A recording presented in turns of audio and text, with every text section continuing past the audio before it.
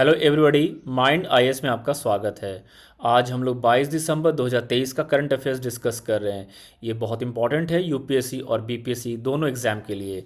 इसमें हम लोग कुछ इंपॉर्टेंट टॉपिक्स और कॉन्सेप्ट को भी डिस्कस करेंगे। तो आइए स्टार्ट करते हैं first current affairs of the day से। क्या कहता है पहला topic? First topic talks about the Bhoomi Rashi portal. क्या है भूमि राशि पोर्टल? ये एक ई गवर्नेंस इनिशिएटिव है। इसका मतलब क्या होता है? ये एक ऑनलाइन इनिशिएटिव है। किसने स्टार्ट किया है?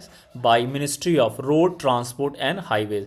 याद रखेंगे, ये एक नोडल मिनिस्ट्री है for implementing the road projects in India. Bhoomi Rashi portal provides a single point platform. किस चीज़ के लिए? For processing land acquisition details. याद रखेंगे, हाईवे के कंस्ट्रक्शन में सबसे इंपॉर्टेंट क्या है? ज़मीन। और लैंड एक्विजिशन डिटेल्स आपको कहाँ मिल जाएगा? भूमि राशि पोर्टल पर। इससे क्या फ़ायदा होगा? ये स्पीड अप कर देता है लैंड एक्विजिशन को, जिससे आप नेशनल हाईवेज और अदर रोड प्रोजेक्ट्स को जल्दी बना सकते हैं। इससे ज़्यादा ट्रांसपेरेंसी, ज़्यादा अकाउंटेबिलिटी भी आएगा सिस्टम में। और क्या करती है Bhoomi Rashi portal? It will lead to faster e transfer of fund to the account of beneficiaries. जिन्होंने ज़मीन अपना रोड कंस्ट्रक्शन के लिए दिया है, उनके अकाउंट में पैसे ट्रांसफ़र हो जाएंगे। भूमि राशि पोर्टल जो ऑनलाइन एप्लीकेशन है, ये दोनों लैंग्वेज में अवेलेबल है, हिंदी और इंग्लिश में। इसमें आप इंटरफेस देख सकते हैं, प्रोजेक्ट डिटेल्स के बारे में, लैंड डिटेल्स के बारे में, सैंक्शंस डिटेल्स के बारे में, as well as land owners के बारे में। जो भूमि राशि पोर्टल है, ये पब्लिक फाइनेंस मैनेजमेंट सिस्टम से क्या है? इंटीग्रेटेड है। क्यों किया गया है इंटीग्रेट? ताकि मोर अकाउंटेबिलिटी, मोर ट्रांसपेरेंसी। और पब्लिक फाइनेंस मैनेजमेंट सिस्टम याद रखेंगे किसके अंडर में आता है? मिनिस्ट्री ऑफ फाइनेंस के। जैसे हमने कहा कि जो ministry of road transport and highways है, वो नोडल मिनिस्ट्री है फॉर इम्प्लीमेंटिंग रोड प्रोजेक्ट्स।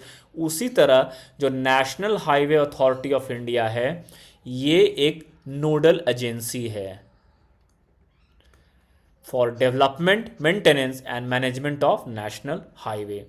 याद रखेंगे, NHAI एक स्टैट्यूटरी बॉडी है, जिसका मतलब it was formed by an act of the parliament. और उस एक्ट का नाम क्या है? National highway authority of India act 1988। NHAI became operational in the year 1995। याद रखेंगे, ये भी जान के रखेंगे कि जो नेशनल हाईवेज हैं, वो भारत का 2.919% कवर करते हैं, but it carries 40% of India's traffic. Clear? कुछ इंपॉर्टेंट नेशनल हाईवे जान लेते हैं, जैसे कि NH44। ये भारत का लॉन्गेस्ट नेशनल हाईवे है। NH44 पहले NH7 था। तो ये कन्याकुमारी को जम्मू एंड कश्मीर से कनेक्ट करता है। उसी तरह हमने ग्रैंड ट्रंक रोड का नाम सुना है। GT रोड जो था वो NH1, कंस्ट्रक्टेड बाय सिरसा and then by British government.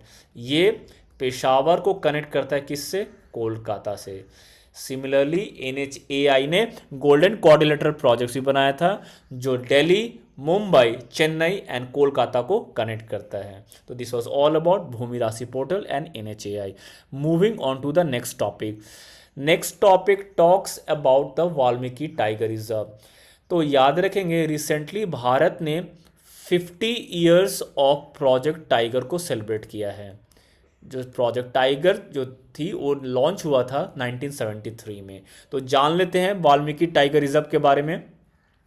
ये इंडिया नेपाल बॉर्डर में लाई करता है, in west Champaran district of Bihar. ये बिहार का एकमात्र टाइगर रिजर्व है। और खासकर कौन से फॉरेस्ट एग्जिस्ट करते हैं? Himalayan Terai forest. याद रखेंगे, इसका जो नॉर्दर्न बाउंड्री है, it is surrounded by royal Chitwan national park of Nepal. और इसके थ्रू जो इम्पॉर्टेंट नदी जो गुजरती है, वो है गंडक नदी। याद रखेंगे, Gandak one of the most important river of Bihar as well as India. Other rivers जो पास करते हैं थ्रू वाल्मीकि टाइगर रिजर्व और भापसा, मनोर, हरहा एटसेट्रा। इसकी जो वेजिटेशन है, मॉइस्ट मिक्स्ड डेसिडुअस फॉरेस्ट। जैसे हमने कहा कि जो टाइगर रिजर्व का जो डेजिग्नेशन है, वो किया जाता है under project tiger. Project tiger was launched in the year 1973। Bharat में वाइल्ड लाइफ को कंजर्व करने के लिए बहुत सारे प्रोजेक्ट्स लॉन्च किए गए हैं, जैसे project tiger, project elephant, project घड़ियाल, project dolphin, project hangul etcetera. तो इन प्रोजेक्ट में सबसे पहला प्रोजेक्ट क्या था? Project tiger. याद रखेंगे। तो टाइगर कंजर्वेशन के लिए एक NTCA का भी निर्माण किया गया था। इसका फुल फॉर्म है national tiger conservation authority.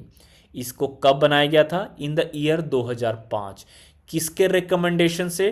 Tiger task force committee के रिकमेंडेशन से। NTCA को स्टैचूटरी बैकिंग दिया गया under wild life protection act 1972। तो याद रखेंगे, NTCA अब स्टैचूटरी बैकिंग है and it is currently headed by the minister of environment, forest and climate change. उसी तरह स्टेट लेवल पे स्टेट एनवायरनमेंट मिनिस्टर इसको हेड करते हैं। क्लियर? तो याद रखेंगे, अभी भारत में कितने टाइगर रिजर्व्स हैं? There are 54 tiger reserves. जो लास्ट टाइगर रिजर्व जो डेजिग्नेट किया गया था वो था वीरांगना दुर्गावती टाइगर रिजर्व 2023 में। उसी तरह 55th बनाने का प्लान किसको है? महादेई टाइगर रिजर्व, जो कि कहाँ लाई करता है? गोवा में। तो याद कुछ एक्स्ट्रा इन्फॉर्मेशन याद रखेंगे। भारत में जिम कॉर्बेट टाइगर रिजर्व को पहला टाइगर रिजर्व डेजिग्नेट किया गया था। सबसे बड़ा tiger reserve Nagarjuna Sagar Srisailam tiger reserve Andhra Pradesh में है। सबसे ज़्यादा density of tiger Jim Corbett national park में है। और अगर स्टेट की बात किया जाए तो सबसे ज़्यादा टाइगर आपको मध्य प्रदेश में मिलेगा। याद रखेंगे, भारत में अभी 2967 टाइगर है। तो India has achieved the target of doubling the tiger. कब? 2018 में। कुछ टाइगर कंजर्वेशन अथॉरिटीज़ या ऑर्गेनाइजेशन देख लेते हैं वर्ल्ड लेवल पे। एक है सेंट पीटर्सबर्ग डिक्लेरेशन। ये 2010 में लाया गया था and it talks about tiger conservation.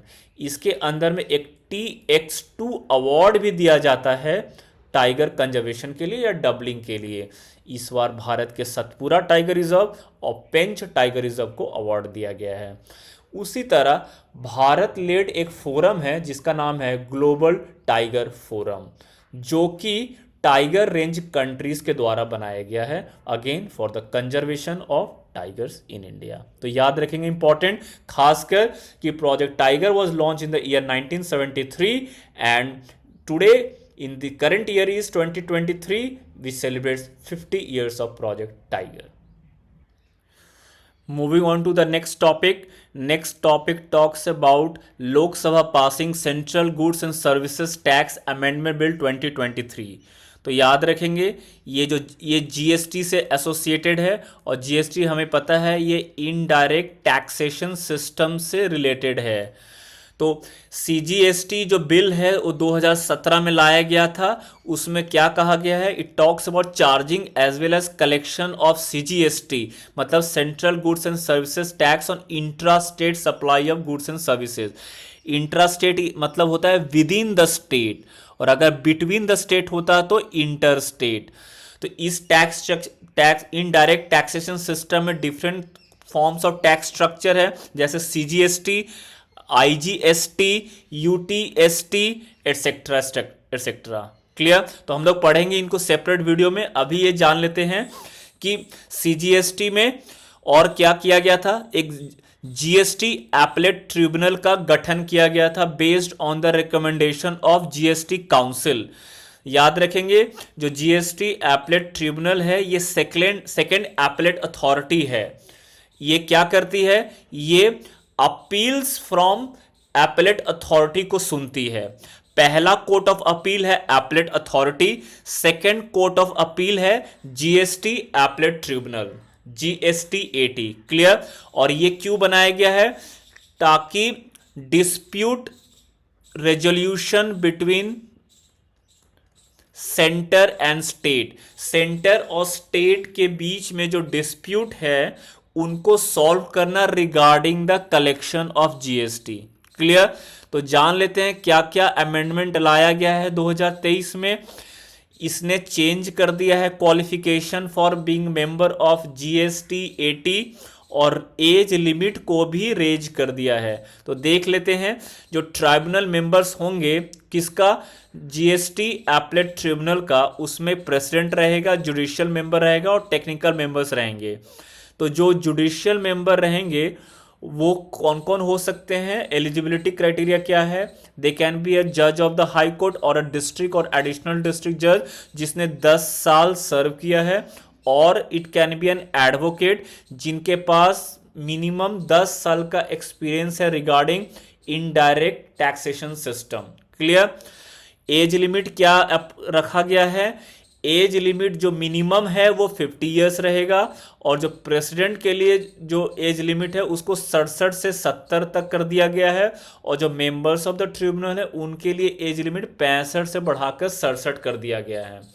याद रखेंगे ये जीएसटी से कनेक्टेड है, और जीएसटी ये एक historic indirect taxation reform in India है। पहली बार इसको फ्रांस में इंट्रोड्यूस किया गया था in the 1954। It was adopted by other countries as well. India का उसका हिस्ट्री देखें तो पहली बार 2000 में विजय केलकर के हेडेड एक फाइनेंस मिनिस्ट्री की एक कमिटी बनाई गई थी bye then prime minister Atal Bihari Vajpayee. तो ये आप देखेंगे जीएसटी जो है वो it was introduced under 101st constitutional amendment act 2016, और ये कौन से प्रिंसिपल पे बेस्ड है, वन नेशन वन टैक्स। याद रखेंगे। और इसने बहुत सारे इनडायरेक्ट टैक्सेस को क्या कर लिया है, सब्ज्यूम कर लिया, मतलब एक में मिला दिया है, जैसे कि excise, value added, service, luxury, entertainment etcetera. तो इसमें हमने पढ़ा कि सेंट्रल सीजीएसटी है जो एक्साइज ड्यूटी सर्विस टैक्स को कवर करती है, एसजीएसटी है जो वैट लग्जरी टैक्स को कवर करती है, आईजीएसटी है जो इंटर स्टेट ट्रेड की बात करती है, although it's not a tax but ये क्या करती है, कवर करती है इस एस्पेक्ट को। उसी तरह यूनियन टेरिटरी के लिए यूटीएसटी है। क्लियर है, यूटीजीएसटी। तो इसमें कुछ स्लैब्स बने हैं जैसे कि 5%, 12%, 18% एंड 28%। जीएसटी के बारे में हम लोग सेपरेट वीडियो में विस्तार से जानेंगे। अभी इतना जान लेंगे कि जीएसटी में जो सेंट्रल टैक्सेस को रिप्लेस किया है, ये लिस्ट ये है, फॉर इंपॉर्टेंट है service tax, excise duty etcetera.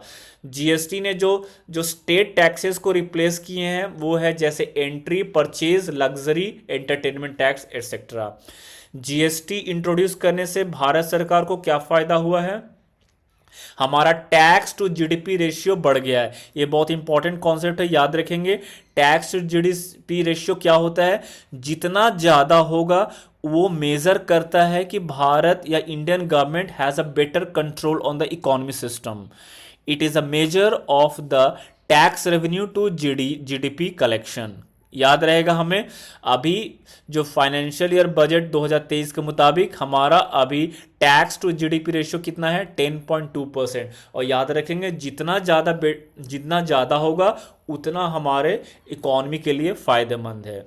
इससे क्या होगा, टैक्स बेस हमारा बढ़ेगा और टैक्स कंप्लायंस भी बढ़ेगा, जिससे टैक्स की चोरी क्या होगी, कम हो जाएगी, और जिसके वजह से करप्शन कम हो जाएगा। और ये जीएसटी और कैस्केडिंग इफेक्ट रखता है बाकी टैक्सेशन से। तो याद रखेंगे इंपॉर्टेंट रीजन और एडवांटेजेस ऑफ जीएसटी है टैक्स टू जीडीपी रेशियो और टैक्स कंप्लायंस बढ़ाना, टैक्स इवेजन रोकना, करप्शन को रिड्यूस करना और कैस्केडिंग इफेक्ट को भी कम करना। Moving on to the next topic talks about the discovery of world's smallest species of fanged crops in Indonesia। environment से related है, तो जान लेते हैं ये जो species है उसका नाम क्या है, Limnonectus phylofolia। ये स्मॉलेस्ट स्पीसीज है फैंग फ्रॉग का कहाँ पाया गया है, Sulawesi island of Indonesia. Indonesia हमें पता है, हमने पहले भी पढ़ रखा है, ये आर्कीपेलागो है, मतलब ये ग्रुप ऑफ आइलैंड से बना हुआ है। और हमने पता है कि ये पैसिफिक रिंग ऑफ फायर से भी क्या करता है, पास करता है। जो इंडोनेशिया है कंप्लीटली ओन्ड आइलैंड, जो उसमें सबसे बड़ा जो आइलैंड है वो है सुमात्रा। और सबसे पॉपुलर जहाँ पे सबसे ज़्यादा आबादी रहती है वो आइलैंड है इंडोनेशिया का जावा। इंडोनेशिया का कैपिटल है जकार्ता, बट इंडोनेशिया ने क्या किया है, अपना कैपिटल को शिफ्ट करने की बात कही है। Now the capital will be Nur Nur Nusantara, जो कि ईस्ट काली कालीमंटन आइलैंड में पड़ेगा। ऐसा क्यों किया है, टू डी कंजेस्ट क्या जकार्ता कैपिटल। क्लियर। और जान लेते हैं फैंग्ड फ्रॉग्स के बारे में। ये 75 स्पीसीज ऑफ फ्रॉग्स हैं। इनमें आप फैंग, जैसे सांपों में फैंग्स होता है, इनमें भी आप फैंग देख सकते हैं। Through out south east Asia पाया जाता है, बट इनके फैंग जो हैं वो ह्यूमन या किसी एनिमल्स को बाइट करने के लिए नहीं है, वो बस प्रोटेक्शन मैकेनिज्म है। तो याद रखेंगे, this was about the discovery of world smallest species of fanged frogs from Indonesia. Moving on to the next topic. Next topic talks about Sahitya Akademi award. Recently Bharat सरकार ने अनाउंस किए थे साहित्य अकेडमी अवार्ड, तो जान लेते हैं क्या है ये एक लिटरेरी ऑनर है given by India's national academy of letters, जो कि मिनिस्ट्री ऑफ कल्चर के अंतर्गत रहता है, and it was founded in the year 1954। याद रखेंगे, it is registered as a society registration act 1860। इसमें कितने लैंग्वेजेस हैं, 24 लैंग्वेजेस हैं। ऑल्दो जो हमारे 8 शेड्यूल्स में 22 लैंग्वेजेस हैं, हमारे 8 शेड्यूल में कितने लैंग्वेजेस हैं, 8 शेड्यूल में 22 लैंग्वेजेस हैं। 8 शेड्यूल क्या कहता है, it talks about announcement of official languages of India, जिसमें 22 लैंग्वेजेस हैं। याद रखेंगे, ये 24 लैंग्वेज में अनाउंस किया जाता है, बट ये हमें ध्यान देना है कि जो 8 शेड्यूल ऑफ द कॉन्स्टिट्यूशन है उसमें कितने लैंग्वेज एनुमरेटेड हैं, 22 लैंग्वेजेस। और आपको पता ही 8 शेड्यूल किसके लिए जाना जाता है, it is for the official languages of India. और कितने लैंग्वेज है इसमें, 22 लैंग्वेजेस हैं। इनिशियली जब कॉन्स्टिट्यूशन बनाया गया था तब कितने लैंग्वेजेस 8 शेड्यूल में थे, इट वाज 14 लैंग्वेजेस। बाद में सिंधी ऐड किया गया, सिंधी को ऐड किया गया 21st अमेंडमेंट 1967 में। उसके बाद कोंकणी को ऐड किया गया, मणिपुरी को ऐड किया गया, नेपाली को ऐड किया गया। 71st अमेंडमेंट एक्ट 1992 में। उसके बाद 4 भाषाओं को और ऐड किया गया, बोडो को ऐड किया गया, डोगरी को ऐड कर दिया गया, मैथिली को ऐड कर दिया गया और सांथाली को ऐड कर दिया गया under 92nd amendment act 2003। Clear. तो याद रखेंगे ये हैं शेड्यूल्ड लैंग्वेजेस। तो इस बार साहित्य अकेडमी ने इंग्लिश और राजस्थानी लैंग्वेज को भी क्या कर दिया है, इंक्लूड कर लिया है। उसके साथ ज्ञानपीठ अवार्ड को भी देख लेते हैं। ये हाईएस्ट लिटरेरी अवार्ड है जो इंडिया में दिया जाता है, सिर्फ इंडियन सिटीजन्स को दिया जाता है, और इसमें इंग्लिश को भी इंक्लूड किया जाता है, और इट इज़ गिवन बाय भारतीय ज्ञानपीठ। याद रहेगा। और जहाँ तक लैंग्वेज, हमने याद ये भी रखना है कि कुछ कुछ लैंग्वेज को भारत सरकार ने क्लासिकल लैंग्वेज भी घोषित कर रखा है, जैसे कि तमिल पहला language to be classified classical, second Sanskrit, Telugu, Kannada, Malayalam, and last was Odia. Clear. Moving on to the next topic. Next topic talks about the national cooperative export limited. तो नेशनल कोऑपरेटिव एक्सपोर्ट लिमिटेड जान लेते हैं किस पर्पज से बनाया गया है। ये बनाया गया है for the promotion of export, खासकर कौन सा एक्सपोर्ट, एग्रीकल्चर रिलेटेड प्रोडक्ट्स के एक्सपोर्ट। और क्या होगा इससे, इससे है कि जो एक्स्ट्रा सरप्लस प्रोड्यूस होगा एग्रीकल्चर सेक्टर में, उसको एक्सपोर्ट किया जा सकता है इंटरनेशनल मार्केट में। किसके द्वारा? With the help of national cooperative export limited. इसकी मिनिस्ट्री क्या होगी? Setup under ministry of cooperation. और कौन से एक्ट के अंतर्गत? Under multi state cooperative societies act 2002। Eligibility condition क्या होगा? इसका एलिजिबिलिटी कंडीशन है कि इसमें दो तरह के मेंबर्स होंगे, एक होंगे ऑर्डिनरी मेंबर्स और एक होंगे एसोसिएट मेंबर्स। ऑर्डिनरी मेंबर्स का एलिजिबिलिटी देख लेंगे, इसमें इंपॉर्टेंट रहेगा नेशनल कोऑपरेटिव डेवलपमेंट कॉरपोरेशन से रिलेटेड। इस नेशनल कोऑपरेटिव डेवलपमेंट कॉरपोरेशन कौन से एक्ट के द्वारा बनाया गया था? National cooperative development corporation act 1962 के मुताबिक। याद रखेंगे, इसमें ऑर्डिनरी मेंबर में कोई इंडिविजुअल नहीं होंगे। और दूसरा मेंबर क्या होगा? दूसरा मेंबर होगा एसोसिएट मेंबर। एसोसिएट मेंबर में क्या कौन हो सकता है? कोई भी कोऑपरेटिव बैंक इसका मेंबर बन सकती है। हमने कहा कि जो नेशनल कोऑपरेटिव एक्सपोर्ट लिमिटेड जो बनाई गई है वो किसके अंतर्गत बनाई गई है? Under ministry of cooperation. तो जान लेते हैं, ministry of cooperation was formed in the year 2021। इसका विजन क्या था? सहकार से समृद्धि। इस तरह का आंसर राइटिंग में यूज करेंगे पॉइंट्स, जिसका मतलब है प्रॉस्पेरिटी थ्रू कोऑपरेशन। ये एक नया रेवोल्यूशनरी कोऑपरेटिव मूवमेंट लाना चाहता है इंडिया में। याद रखेंगे, इसका एडवांटेज क्या है मिनिस्ट्री ऑफ कोऑपरेशन का? To provide separate administrative, legal and policy framework for cooperative society in India. इससे हमारा ईज ऑफ डूइंग बिजनेस क्या हो जाएगा? बेटर हो जाएगा। याद रखेंगे, इंडिया भी ease of doing business among state निकालती है और एक वर्ल्ड लेवल पे भी ease of doing business report आता है। जो वर्ल्ड लेवल पे जो रिपोर्ट है that is published by World Bank और लास्ट पब्लिश की गई थी इन द ईयर 2019। और इंडिया का ईज ऑफ डूइंग बिजनेस में क्या रैंक था? 62 रैंक था। क्लियर? याद रखेंगे, इसका एक और सिग्निफिकेंस क्या है? To usher a people based movement. Cooperative society से कुछ जुड़ा हुआ कॉन्स्टिट्यूशनल प्रोविजन देख लेते हैं।